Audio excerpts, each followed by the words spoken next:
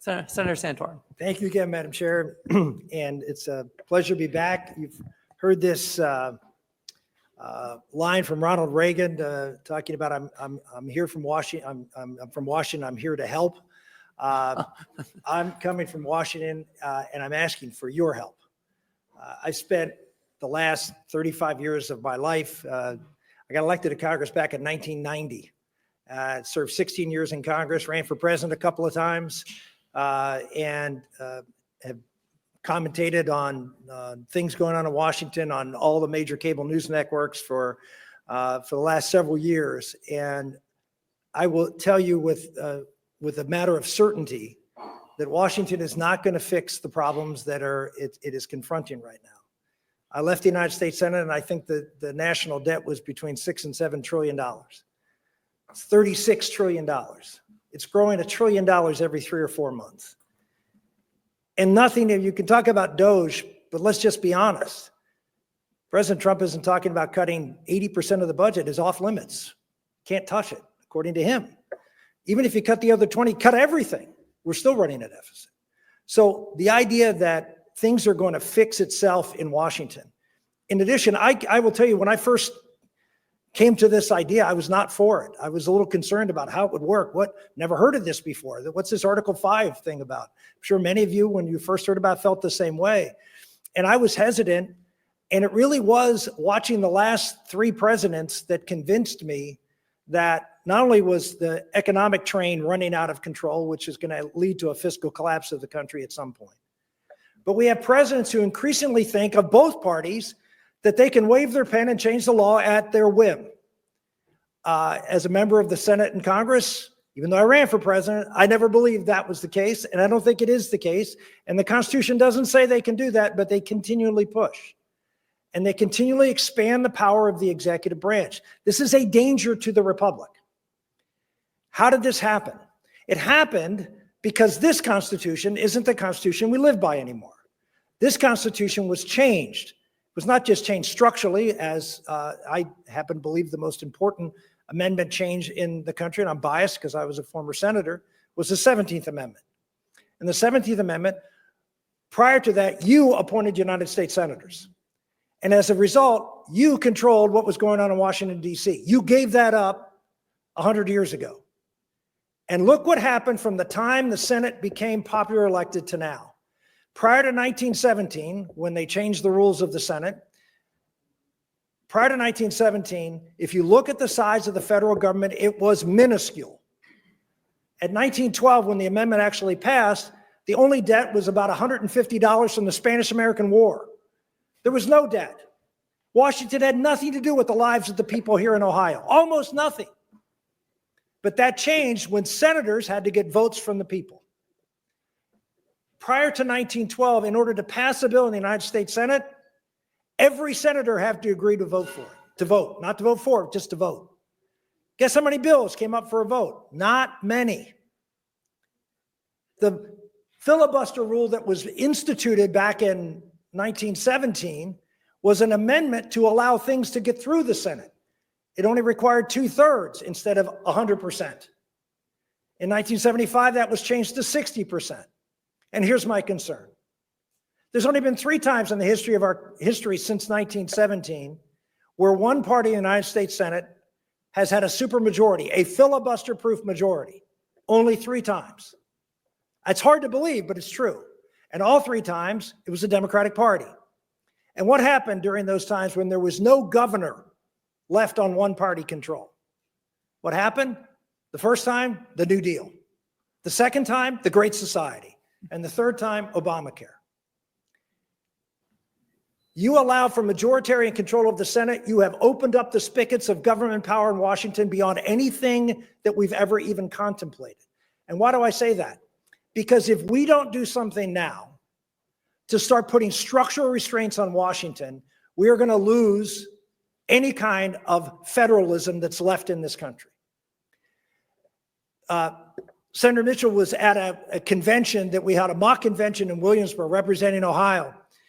And out of that convention and every other previous mock convention the Convention of States has held, one amendment has always come out. It's the only one that's come out of all 3. And that is limiting the Supreme Court to 9 members. That makes a lot of sense, particularly given the fact that one party has been very adamant, in fact, tried to do it last session, to change the filibuster rule to eliminate the 60 vote requirement and make it a simple majority. Now, I have a rare talent, and my talent is when people tell me they're going to do something, I believe them. And when the folks who are no longer in the majority get the majority back in the United States Senate and the presidency and the House, and they will, I tell you what they will do, because this is what they say they will do. They will eliminate the filibuster, they will pack the court, and they will admit new states to the Union to make sure that the Senate is never controlled by Republicans again. They will change the voting laws of this country to make sure Ohio's laws are the same as every other law, every other state, and there will be federal control of elections. And that's just the beginning. This isn't a problem that's 10 years off. This isn't a potential fiscal calamity. This is maybe 2028. I hope I don't have to come back here in 2029 and say, I told you so. But this is the reality that we're facing. This is why I'm here. This is why I was in Cheyenne last week and Concord the week before, because I'm concerned, not in the future, I'm concerned about now. Ladies and gentlemen, whether it's the president's excess authority, whether it's the fiscal calamity, or whether it's what will happen to our country and the Congress if control is flipped, our house is on fire, and we have a bunch of people standing across the street looking at the house burning and saying, I may not want to cross because a car might come by and hit me. There's always a risk to anything you do in life. Crossing the street is a risk. But when you have the reality of what's facing this country, it is about time that you, the legislature, who are given the power, I can't even remember how many constitutional convention books I've read. Every one of them said the same thing. You were to be the final check. The states were supposed to be at the top of this food chain, and you were to make sure that our country was never got out of control. It is time for you to step up, and I hope you do so here in Ohio. Good. Senator Santorum, thank you again. Are there any questions? You referenced, this is an interesting topic because certainly I can see the reason to have this, but I would say conservatives are divided. I have also heard many conservatives say there's going to be a runaway convention, and you briefly touched on that, but can you talk a little bit more about why that's not a concern? Obviously, the bill that you looked at earlier is part of the belt and suspenders. Yeah.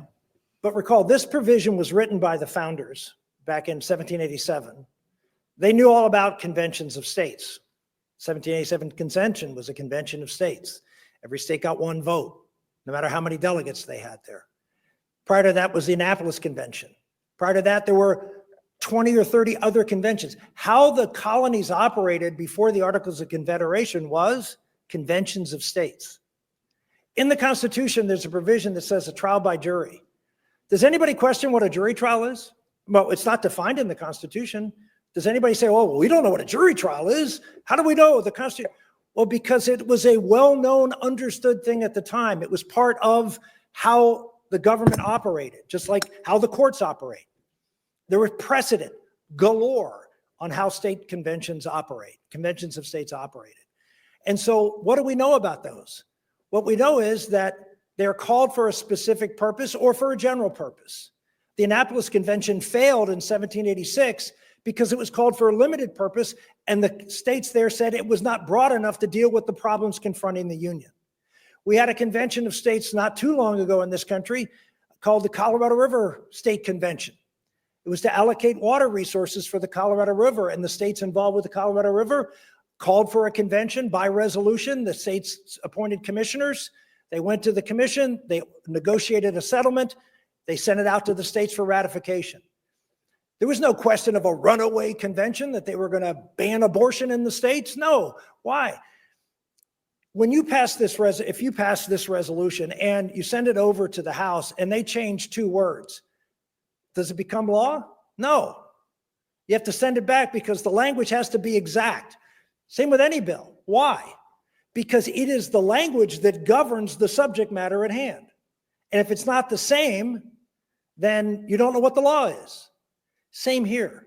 The reason that all 19 states have passed the exact same language is because Congress, up at this point in this country's history, has had 450 petitions for an Article 5 convention submitted to it. Have we had any convention of states? No. Well, wait a minute. We've had 49 states, 450 petitions. Why haven't we had a convention? Because 34 never passed the exact same language. If the language matters to call a convention, it matters at the convention.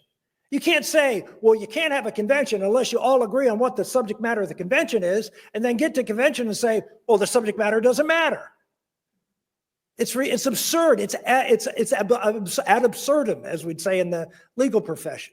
In addition to that, people, again, the founders understood the hardest thing to do in this country is to ratify a constitutional amendment. There's no other body anywhere in America that requires 3/4 of anything to pass. Do you imagine, even in this body, which is fairly heavily controlled by one party, how many bills would you pass if you have to get 3/4 of the votes on anything? Not much. Now imagine trying to get 3/4 of the states to agree to anything. The idea that this would be a runaway convention is, again, absurd. There's no, if you look, and I'll be happy to start reading through the 27 amendments that have passed in our country, 17 since the founding. Does anybody disagree a president should serve 2 terms? Is anybody here for a poll tax? I mean, these are the amendments that we passed in this country. And we passed them, why? Because they were overwhelmingly popular. The only amendments that can get 3/4 of the states are amendments that have broad support, 80, 90% support among the American public. What runaway convention could produce something that's got 80, 98%? It's not going to happen.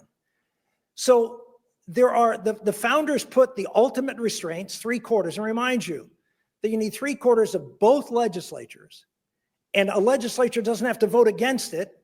You simply don't vote, and you're not ratifying.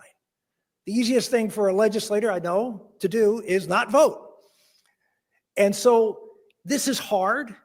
You have that, you have your delegate selection, and then you have the law that says that the convention is governed by what is the call of the convention, and you can't go beyond that call.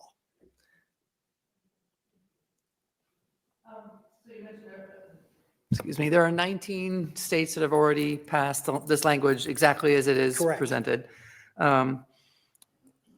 What is your big picture view from the other states, like the likelihood that we're going to get to where we need to be?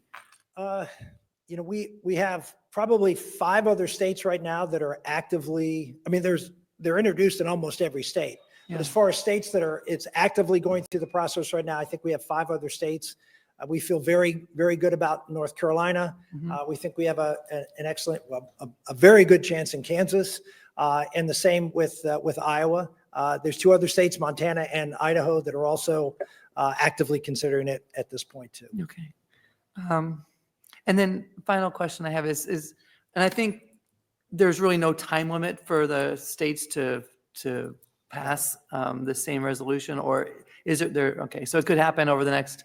I mean, obviously you want it to happen sooner than later, but if it happens in 2 years or 5 years, it could still happen. That's correct. You don't have to. Okay. There's only one state that has well, 2 states, excuse me, that have a sunset date. One is Texas, but they are in the process right now of actually eliminating that sunset clause and just putting it in perpetuity. And the other is Nebraska, and they are going through the same process too.